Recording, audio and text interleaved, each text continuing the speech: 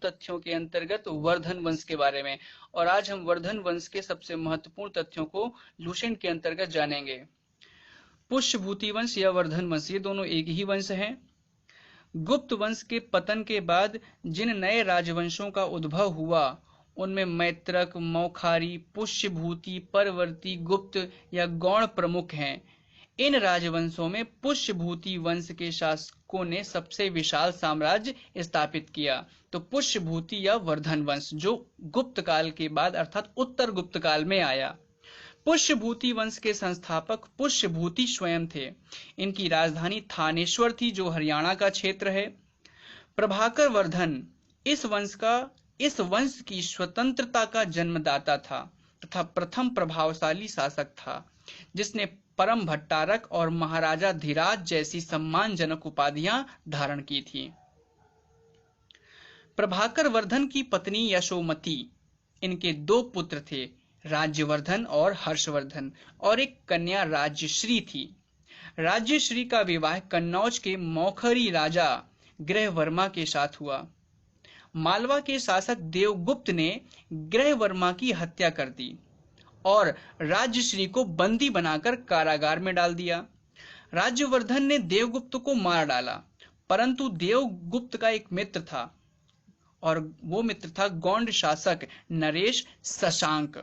शशांक ने धोखा देकर राज्यवर्धन की हत्या कर दी। शशांक शैव धर्म का अनुयायी था, इसने ही बोधि वृक्ष को कटवा दिया था। राज्यवर्धन की मृत्यु के बाद 16 वर्ष की अवस्था में हर्षवर्धन थानेश्वर की गद्दी पर बैठा। हर्ष को शिलादित्य के नाम से भी जाना जाता है। इसने परम भट्टारक नरेश की उपाधि धारण की। हर्ष ने शशांक को पराजित करके कन्नौज पर अधिकार कर लिया तथा कन्नौज को अपनी राजधानी बनाया। हर्ष और पुलकेशिन द्वितीय के बीच नर्मदा नदी के तट पर युद्ध हुआ था जिसमें हर्ष की पराजय हुई। ये बहुत ही इंपॉर्टेंट युद्ध है कि किस नदी के तट पर हुआ।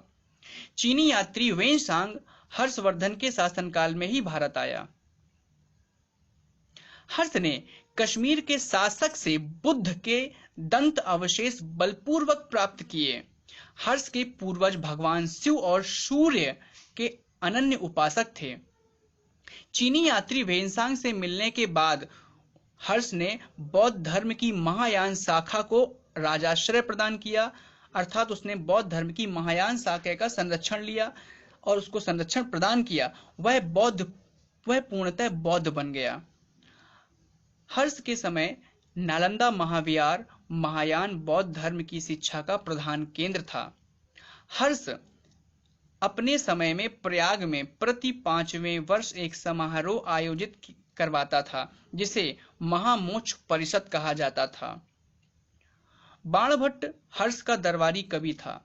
उसने हर्षचरित और कादंबरी की रचना की, अर्थात हर्षचरित और कादंबरी की रचना बाणभट्ट ने की। प्रियदर्शिका, रत्नावली, नागानंद नामक 3 संस्कृत नाटक ग्रंथों की रचना हर्ष ने स्वयं की थी।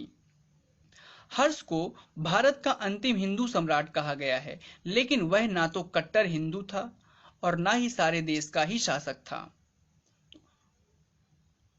हर्षचरित में सिंचाई के साधन के रूप में तुला यंत्र अर्थात जल पंप का उल्लेख मिलता है।